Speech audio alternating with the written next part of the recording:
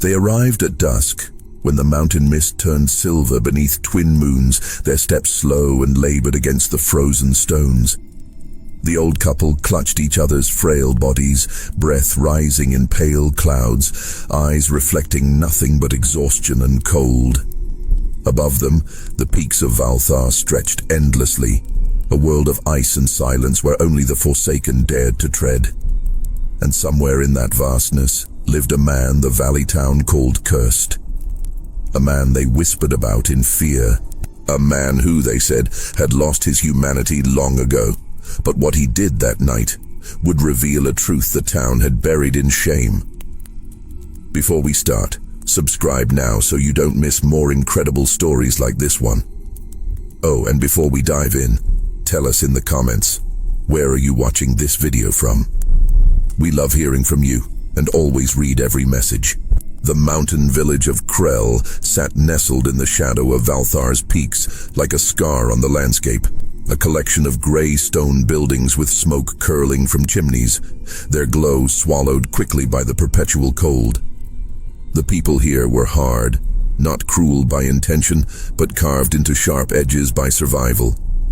They did not welcome strangers, they did not trust warmth, and they certainly did not speak kindly of the man who lived above them.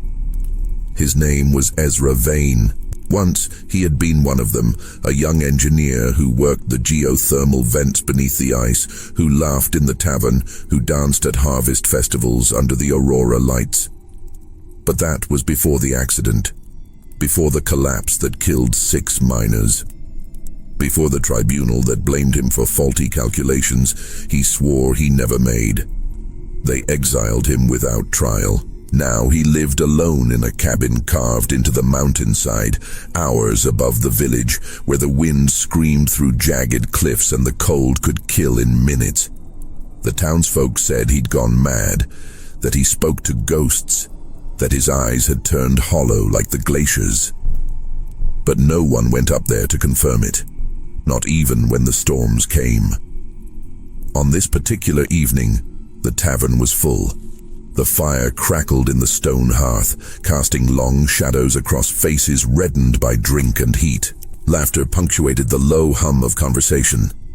Outside, snow began to fall in thick, lazy flakes.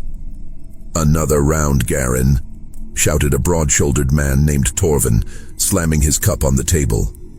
The barkeeper, a wiry man with silver-streaked hair, poured without comment. "You hear about the old couple?" said a woman near the fire, her voice dropping to a conspiratorial murmur. "Passing through from the eastern settlements. They're trying to reach the transport station before the freeze sets in." "Fools," Torvin muttered. "No one crosses the ridge in winter."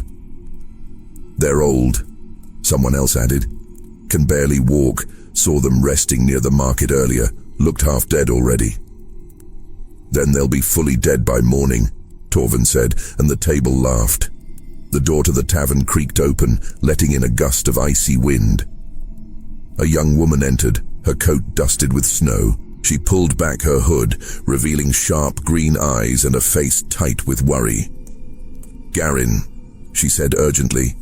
"The couple, the old ones, they came to my door asking for shelter." The tavern quieted. "And?" Garin asked, pouring another drink without looking up. "I told them I couldn't. My house is too small. But they said they'd tried every door in town. No one will take them in." Silence. "That's not our problem," Torvin said finally. "We don't have room for charity. Not in winter." "They'll die out there," the woman insisted. "Then they should have planned better," someone muttered. The young woman's face flushed with anger, but she said nothing more. She pulled her hood back up and left, the door slamming behind her. Torvin raised his cup.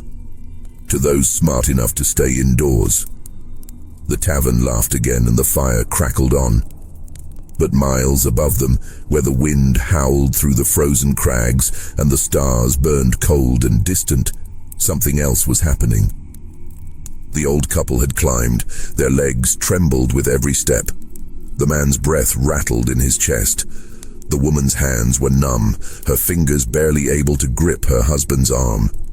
They had tried every door in Krell, every single one. And each time, the answer had been the same.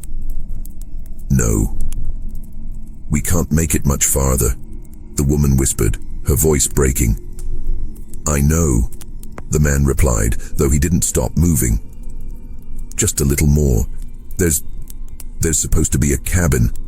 Up here somewhere. No one lives up here, she said, tears freezing on her cheeks. We're going to die. No, he said firmly, though his own voice shook. Someone does. I heard them talk about it. A man. A hermit. A madman, you mean? Maybe, the man admitted, but mad or not, if he has a roof, it's better than freezing. They pushed forward, their bodies leaning into each other for balance, their breath visible in the pale moonlight. The path narrowed. The wind grew sharper. And just when the woman thought her legs would give out entirely, they saw it. A cabin, small, dark, built into the rock itself with smoke rising faintly from a metal chimney. No lights in the windows, no sound but the wind. The man knocked, once, twice. Nothing. Please, the woman called out, her voice cracking. We can't walk anymore. Can we stay one night? Just one. We'll be gone by morning. Silence. And then, the door opened. But while the couple stared in relief and exhaustion, the figure that stood in the doorway said nothing. His eyes, pale as winter ice, studied them without expression. And in that silence, something unspoken passed between them. A recognition, perhaps, or a judgment. The wind howled louder, and the door remained open. The man who stood in the doorway was not what the couple expected. He was tall, taller than most, with broad shoulders and a frame that suggested strength, despite the gauntness of his face. His hair was long and dark, streaked with gray, tied back loosely. His skin was pale, almost translucent in the moonlight, marked with faint scars that ran along his jaw and neck. But it was his eyes that held them, cold, unreadable, the color of glacial ice. He wore simple clothing, a heavy wool shirt, worn trousers, boots caked with frost. In one hand he held a metal tool, its purpose unclear. He said nothing. He only looked at them, his gaze moving from the old man's trembling hands to the woman's tear-streaked face. The silence stretched. Please, the old man said again, his voice barely a whisper. We won't be trouble. We just need to rest. Just until morning. The stranger's expression didn't change. For a long moment the couple thought he might close the door, that he might leave them to die. But then he stepped aside. Inside, he said, his voice low and rough, like gravel scraped across stone. The couple didn't hesitate. They stumbled through the doorway, gasping at the sudden warmth that enveloped them. The cabin was small, a single room with a low ceiling, a stone fireplace in the corner, a narrow bed against one wall, and a wooden table cluttered with tools and papers. The fire burned low, casting flickering shadows across the walls. The stranger closed the door behind them, shutting out the wind and cold. Sit, he said, gesturing toward the fire. The couple sank onto a rough wooden bench near the hearth, their bodies shaking as warmth began to seep back into their frozen limbs. The woman pulled her husband close, tears streaming down her face. Thank you, she whispered. Thank you so much. The stranger said nothing. He moved to the far side of the room, setting down his tool and pulling a pot from a hook above the fire. He ladled something into 2 wooden bowls, some kind of stew, thick and steaming, and brought them over. Eat, he said, setting the bowls on the bench beside them. The couple stared at the food as if it were a miracle. The old man picked up a spoon with trembling hands and tasted it. His eyes closed. It's good, he said, his voice breaking. It's so good. The woman ate too, tears mixing with the broth. They ate in silence, hunched over their bowls like children, their bodies slowly thawing. The stranger returned to the table and resumed whatever work he'd been doing before they arrived. He didn't look at them, didn't speak. He simply worked, his hands moving with precise, methodical motions. "What's your name?" the old man asked after a while, his voice stronger now. The stranger didn't look up. "Ezra. I'm Aldrich," the man said. "This is my wife, Mira." Ezra nodded but said nothing. "We're trying to reach the transport station," Aldrich continued, "before the freeze. But we didn't plan well. We're too old for this kind of travel." "You should have stayed home," Ezra said flatly. "We don't have a home," Mira said quietly. "Not anymore." Ezra's hands paused, just for a moment. Then he resumed his work. "The town below," Aldrich said. "We asked for help. Every house, every door. They all said no. They're afraid," Ezra said. "Of what?" Mira asked. "Of helping two old people?" "Of weakness," Ezra replied. "Of looking soft. Of being the one who gives when no one else will." "And you?" Aldrich asked. "Aren't you afraid?" Ezra finally looked up. His pale eyes met Aldrich's. "I have nothing left to lose." The weight of those words hung in the air. Mira looked at him, her expression shifting from gratitude to something else. Curiosity, perhaps. Or pity. "They say you're cursed," she said softly. "The people in town." Ezra's jaw tightened, but his voice remained calm. "They say a lot of things. They say you caused the collapse, that 6 men died because of you." "They did," Ezra said simply. "And did you?" Aldrich asked. "Cause it?" Ezra set down his tool. He looked at them both, his expression unreadable. "I made a mistake," he said, "and people died. That's all you need to know." "But was it your fault?" Mira pressed. Ezra stood abruptly, turning away from them. He moved to the window and stared out at the darkness beyond. "Fault doesn't matter," he said quietly. "Someone had to carry it, so I did." The couple fell silent. The fire crackled softly.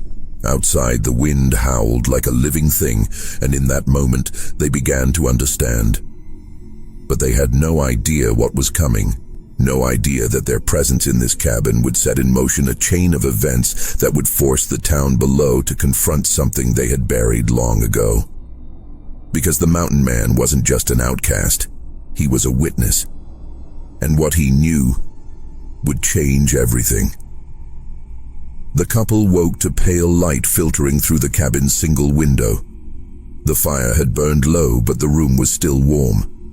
Ezra sat at the table already awake, sharpening a blade with slow, deliberate strokes.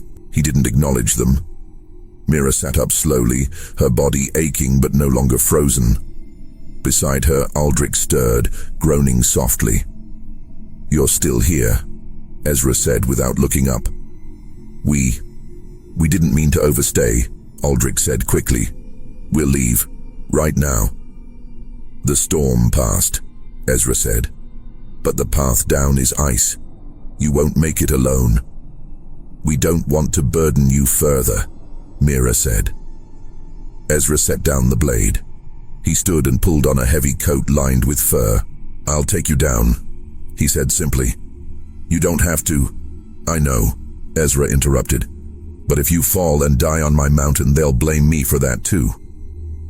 There was no bitterness in his voice, only fact.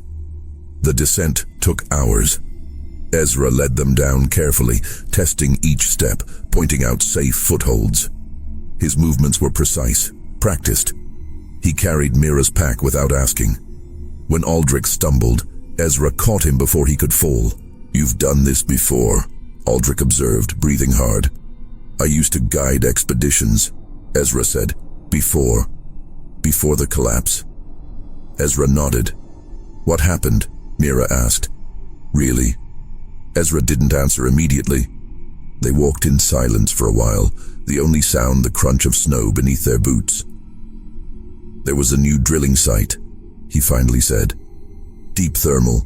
I was the lead engineer. I ran the calculations 3 times. The structure was sound. But someone changed the specifications, used cheaper materials, didn't tell me." "Who?" Aldrich asked. "The supervisor, a man named Dragon. He had ties to the town council, wanted to cut costs, boost profits. And when it collapsed, he blamed me," Ezra finished. "Said I miscalculated, provided falsified documents. The council believed him.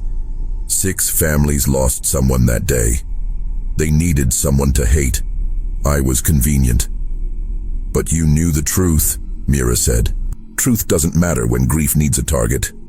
They reached a plateau where the path widened.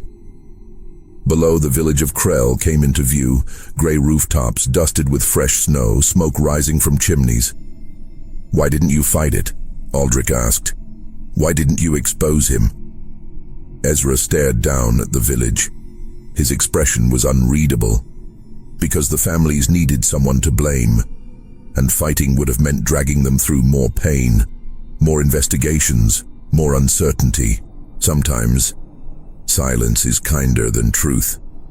"That's not justice," Mira said. "No," Ezra agreed, "but it's mercy." They reached the edge of the village by midday. Ezra stopped at the boundary, where the mountain path met the first stone building. "This is as far as I go," he said. "You won't come into town?" Aldrich asked. "They don't want me there." "But we want to thank you properly," Mira insisted. "Let us buy you a meal. Tell people what you did for us." "No," Ezra said firmly. "Don't mention me. It'll only make trouble for you." "That's not right," Aldrich protested. "Right doesn't matter here," Ezra replied. He handed Mira her pack. "The transport station is at the south end. You'll make it before dark." Mira reached out suddenly and took his hand. Her eyes glistened. "You're not what they say you are." Ezra's expression softened, just barely. "Maybe not," he said quietly. "But it doesn't matter what I am. Only what they need me to be." He pulled his hand away gently and turned back toward the mountain. "Wait," Aldrich called after him. Ezra paused but didn't turn around. "Why did you help us?" For a long moment, Ezra stood still, his back to them, his breath visible in the cold air. "Because someone should," he finally said. And then he walked away, disappearing into the white expanse. Aldrich and Mira made their way through the village slowly, leaning on each other. They passed the market where vendors called out their wares. They passed the tavern where the same faces from the night before sat by the windows, and they were seen. Torvin spotted them first. He set down his drink and stepped outside, his expression dark. "You're still alive," he said, blocking their path. "We are," Aldrich replied evenly. "Where did you stay?" Torvin demanded. "No one here took you in." Aldrich and Mira exchanged a glance. "We found shelter," Mira said carefully. "Where?" "Does it matter?" Aldrich asked. Torvin's eyes narrowed. "It does if you stayed with him." The word dripped with venom.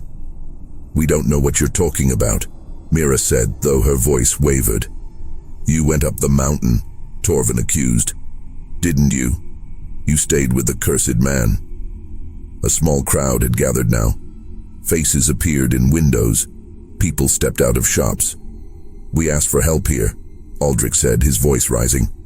"Every door in this town, and every single one of you turned us away." "Because we have our own to care for," someone shouted. "We were dying," Mira cried. "And not one of you had the decency to offer even a corner by your fire." "So you went to him," Torvin said coldly.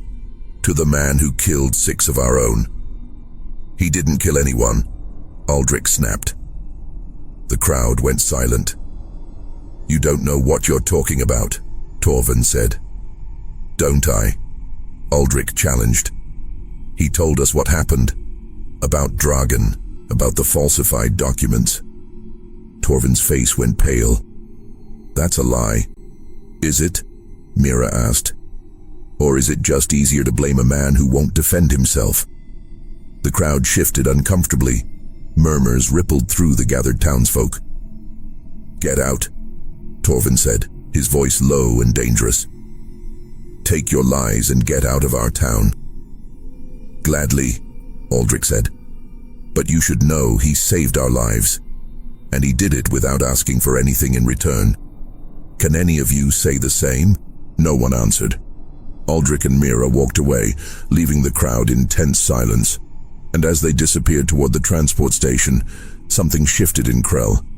A seed of doubt, a whisper of shame, but also something far more dangerous, curiosity. 3 days passed. Ezra returned to his solitude, to the wind and the silence and the work that kept his hands busy and his mind quiet. He repaired tools, carved wood, reinforced the cabin's walls against the coming deep freeze. He did not think about the old couple. He did not think about the town, but the town thought about him. In the tavern, the conversations had changed. Maybe we should have helped them, someone murmured over their drink. Don't start, Torvin warned. We've been through this. But if what the old man said was true about Dragon, it's not true, Torvin insisted. Vane was responsible. The tribunal proved it. Did it? A voice asked from the corner. All eyes turned. It was the young woman who had tried to help the couple, the one who had pleaded with the tavern to offer shelter. Her name was Lyra, and she was a records keeper for the town council. What are you saying, Lyra? Garen the barkeeper asked carefully. Lyra set down her cup. Her green eyes were sharp. I'm saying I went back through the archives, the tribunal documents, the engineering reports from the collapse. And, someone prompted, and there are discrepancies, Lyra said. Dates that don't match. Signatures that were added after the fact. And Dragon's name. It's been scrubbed from half the documents. The tavern went silent. That doesn't prove anything, Torvin said, but his voice lacked conviction. It proves someone didn't want the truth examined too closely, Lyra countered. And considering Dragon left town 3 months after the collapse, retired to a coastal estate with enough money to live like a lord, I'd say that's worth questioning. Dragon earned that, someone protested weakly. He worked for decades. On a supervisor's salary? Lyra challenged. Does anyone here actually believe that? No one answered. Torvin stood abruptly, his chair scraping against the floor. You're stirring up trouble, Lyra. Trouble that'll tear this town apart. The truth shouldn't tear anything apart, Lyra said quietly. Unless we've been living a lie. Torvin stormed out. But the seed Aldrich and Mira had planted was growing, and it was starting to crack the foundation of Krell's carefully constructed narrative. That night, Lyra made a decision. She pulled on her heaviest coat, packed a lantern and a satchel of documents, and left the village. The path up the mountain was treacherous in the dark, but she'd grown up in these hills. She knew the way. It took her 2 hours to reach the cabin. When she knocked, the door opened almost immediately. Ezra stood there holding a blade, his expression wary. You shouldn't be here, he said. I need to talk to you, Lyra replied. About what? About what really happened. Ezra's jaw tightened. He started to close the door, but Lyra put her hand against it. Please, she said. The old couple. They told the town what you said, about Dragon, about the falsified documents. People are starting to ask questions. Let them ask, Ezra said coldly. It won't change anything. It could, Lyra insisted. If you testify, if you show them the evidence. I don't have evidence, Ezra said. Dragon made sure of that. "But I do," Lyra said. That stopped him. She pulled the documents from her satchel and held them out. "I found these in the archives, records that don't add up, signatures that were forged, payment transfers to Dragon from the mining corporation, payments that happened right before the collapse and doubled right after." Ezra stared at the papers. Slowly, he took them. His hands trembled slightly as he read. "Where did you get these?" he asked, his voice hoarse. "They were buried," Lyra said. "Hidden in old files no one's looked at in years. But they're real, and they prove Dragon lied." Ezra looked up at her, his pale eyes searching her face. "Why are you doing this?" "Because 6 families lost someone," Lyra said. "And they've spent years hating the wrong man. That's not justice.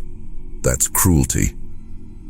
"The town won't thank you for this," Ezra warned. "I don't care," Lyra said firmly. "Do you?" Ezra looked back down at the documents, his hands clenched around the papers. "I spent years believing silence was mercy," he said quietly. "That letting them hate me was kinder than forcing them to face the truth." "And now?" Lyra asked. Ezra met her eyes. "Now I think maybe I was just afraid." Lyra smiled faintly. "Then let's stop being afraid." And in that moment, standing in the doorway of a lonely cabin on a frozen mountain, something shifted. Not just in Ezra, but in the very air between them, a spark of understanding, of shared purpose, of something that neither of them had felt in a very long time: hope. The town council met in the stone hall at the center of Krell, a building older than most of the village, with thick walls and narrow windows that let in only slivers of light. The council consisted of 5 members, all of them men who had held power for decades. Torvin was among them. When Lyra and Ezra walked through the doors, the hall fell silent. Ezra had not set foot in this building since the tribunal. The sight of him, tall, gaunt, eyes like winter, sent a ripple of shock through the gathered crowd. People whispered, some stood, others shrank back. "What is the meaning of this?" Councillor Bren demanded, rising from his chair at the center of the long table. "Vane, you are not welcome here." "I didn't come because I'm welcome," Ezra said evenly. "I came because the truth is." "The truth was settled years ago," Torvin snapped. "Was it?" Lyra asked. She stepped forward and placed the documents on the table. "Or was it buried?" Bren's eyes flicked to the papers. His expression tightened. "What is this?" "Evidence," Lyra said. "Evidence that Dragon falsified safety reports. Evidence of payments from the mining corporation. Evidence that he sabotaged the structural integrity of the site to cut costs and then blamed Ezra when it collapsed." The hall erupted. Voices rose, some angry, some disbelieving. The council members leaned over the table, examining the documents. "These could be forged," Torvin said, though his voice wavered. "They're from your own archives," Lyra countered. "Signed and dated, verified by the record seals." "Why would Dragon do this?" Someone in the crowd shouted. "He was one of us, because he was paid to," Ezra said, his voice cutting through the noise. "The corporation wanted the project finished fast and cheap. Dragon took their money, and when people died he needed someone to blame. I was convenient." "You could have fought this," Bren accused. "You could have exposed him." "I tried," Ezra said quietly. "But no one wanted to listen. 6 families had just lost fathers, sons, brothers. They needed someone to hate, and Dragon made sure it was me." "So you just gave up?" someone asked. "No," Ezra said. "I chose mercy over truth. I thought letting them hate me was kinder than forcing them to hate themselves for believing a lie." The hall went silent. One of the widows, a woman named Elara, who had lost her husband in the collapse, stood slowly. Her face was pale, her hands trembling. "You let us hate you," she whispered. For years, you let us curse your name, call you a murderer, and you never said anything. Would it have changed anything? Ezra asked gently. Would it have brought them back? Tears streamed down Ilara's face. No, but it would have been the truth. The truth doesn't comfort the grieving, Ezra said. I learned that too late. But it does give them justice, Lyra said. She looked at the council. Dragan is still alive, living comfortably on blood money. If these documents are real, and they are, then he should answer for what he did.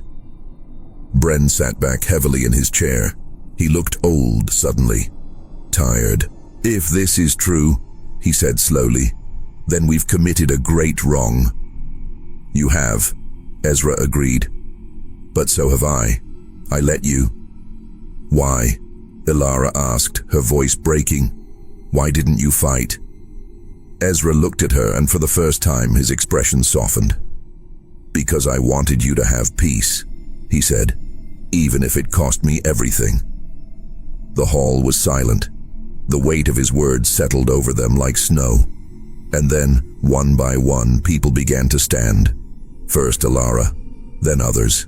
The families of the dead, the ones who had cursed him, hated him, exiled him. They stood, and they bowed their heads. Not in apology, not yet, but in recognition of sacrifice, of silence, of a burden carried alone. That evening, as the council debated what to do about Dragan, Ezra and Lyra walked back through the village. The streets were quiet. Snow fell softly. You could stay, Lyra said. They'd welcome you now. Would they? Ezra asked. Or would they just feel guilty every time they saw me? Does that matter? It does to them. They reached the edge of the village. Ezra stopped. Thank you, he said, for believing me, for fighting when I wouldn't. Lyra looked at him, her green eyes steady. You didn't stop fighting, she said. You just fought differently. And that took more courage than I think anyone realizes. Ezra smiled faintly, the first real smile he'd allowed himself in years. Maybe, he said. Will you come back? Lyra asked. Ever? Ezra looked up at the mountain, at the peaks that had been his prison and his refuge. Maybe, he said again, when I'm ready. And when will that be? He looked at her, and in that moment, something unspoken passed between them. Something fragile and new, a connection neither of them had expected. When I'm not afraid anymore, he said softly. Lyra smiled. Then I'll wait. And as Ezra turned and walked back toward the mountain, Lyra stood watching until he disappeared into the white expanse. But this time, she knew. He wasn't disappearing forever. He was just not ready yet. Weeks passed. The town council sent word to the authorities. An investigation was launched. Dragan was found living in a coastal villa, surrounded by wealth he could never have earned honestly. When confronted with the evidence, he confessed. Not out of guilt, but because he had no choice. He was sentenced.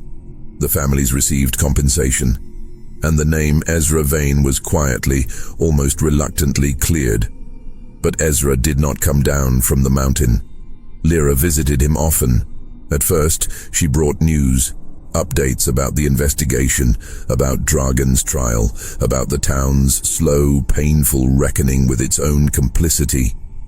But as the weeks turned into months, the visits became less about news and more about presence. They would sit by the fire, not always speaking. Sometimes Lyra would bring books and read aloud. Sometimes Ezra would carve wood while she worked on council documents.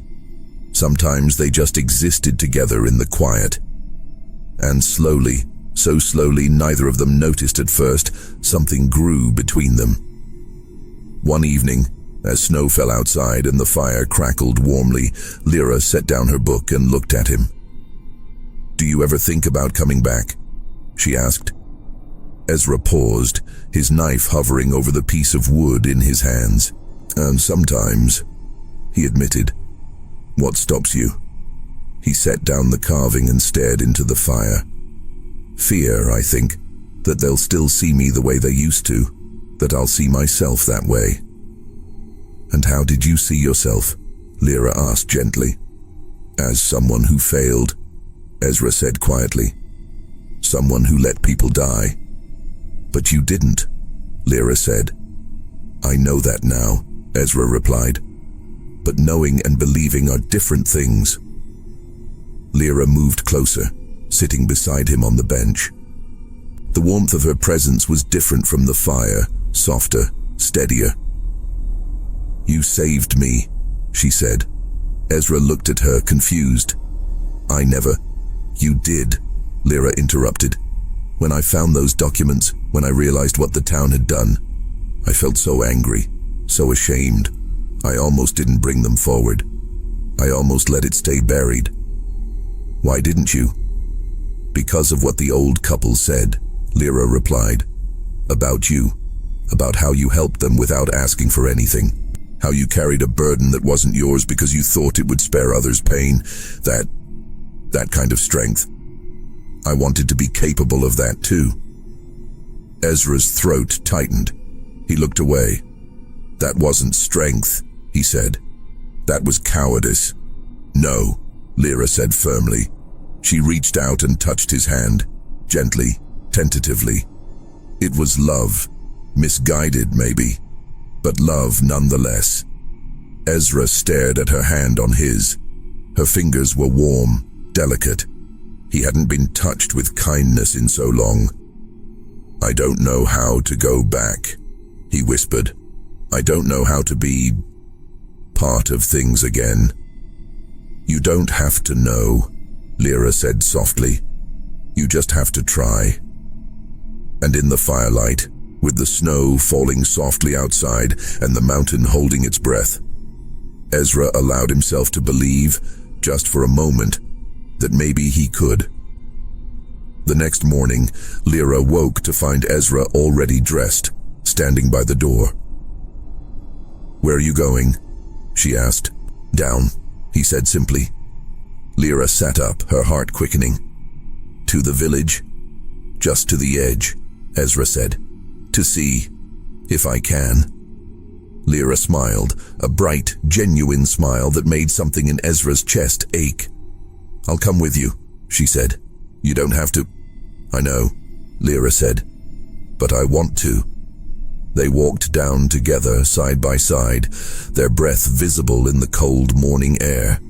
The path was easier now. The ice had melted in places. Spring was coming. As they reached the edge of the village, they saw people beginning their day. Smoke rose from chimneys. Children played in the streets. The market was opening. And then, someone saw them. Elara. She stood in her doorway, a basket of bread in her hands. When her eyes met Ezra's, she froze. For a long moment, neither of them moved. And then Elara set down her basket. She walked toward them slowly, her expression unreadable. Ezra tensed, but when Elara reached him, she didn't speak. She simply opened her arms, and she hugged him. Ezra stood rigid, his arms at his sides, his eyes wide. I'm sorry, Elara whispered, for everything, for all of it. Slowly, tentatively, Ezra's arms came up. He hugged her back, and he wept. By midday, word had spread. People came out of their homes. They gathered in the square, not to condemn, not to judge, but to see, to acknowledge, to begin the slow, painful work of healing. Ezra stood among them, no longer alone, Lyra beside him, the mountain at his back. And for the first time in years he felt the weight lift. Not entirely, not yet, but enough. Enough to breathe. 6 months later, a transport ship arrived at Krell's station. From it emerged an official delegation from the Planetary Council, a rare occurrence for a settlement as small as Krell. They carried with them a formal proclamation. Ezra Vane was to be honored, not just exonerated, honored, for his sacrifice, for his silence, for carrying a burden that was never his to bear. The ceremony was held in the town square. The entire village gathered. Even those who had cursed his name stood among the crowd, their faces solemn. Councillor Bren read the proclamation aloud, his voice carrying across the cold air. For extraordinary courage in the face of injustice, for choosing mercy over vengeance, for demonstrating that true strength lies not in retribution, but in the quiet endurance of unearned suffering for the sake of others. The crowd applauded. Some wept.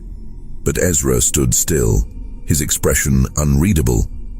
When the ceremony ended, he was approached by a representative from the Planetary Mining Authority, a stern woman with sharp eyes. "We'd like you to return to work," she said. "As a chief safety inspector, your knowledge, your integrity, we need people like you." Ezra looked at her, then at the village, then at Lyra, who stood a few feet away, smiling gently. "I'll think about it," he said. The representative nodded and left. That evening, Ezra and Lyra walked back up the mountain together. The cabin was just as they'd left it, small, warm, unchanged. "Are you going to take the job?" Lyra asked. "I don't know," Ezra admitted. "Part of me wants to, part of me wants to stay here, away from it all." "And the other part?" Lyra asked. Ezra looked at her, really looked at her, the way the firelight caught in her hair, the way her green eyes held both strength and softness. "The other part wants to see where this goes," he said quietly. Lyra's breath caught. "This? Us," Ezra clarified. If there's an us." Lyra smiled, a slow, radiant smile. "There could be," she said softly. "If you want there to be." "I do," Ezra said. "But I don't know how. I've been alone for so long. I don't know how to be with someone." "Then we'll figure it out together," Lyra said. She stepped closer, her hand finding his. "No more carrying things alone. Not anymore." Ezra's fingers tightened around hers. "I'm afraid," he admitted. "I know," Lyra said. "So am I. But I think fear matters less when you're not facing it alone." And in the warmth of the cabin, with the mountain standing silent witness, Ezra allowed himself to believe it.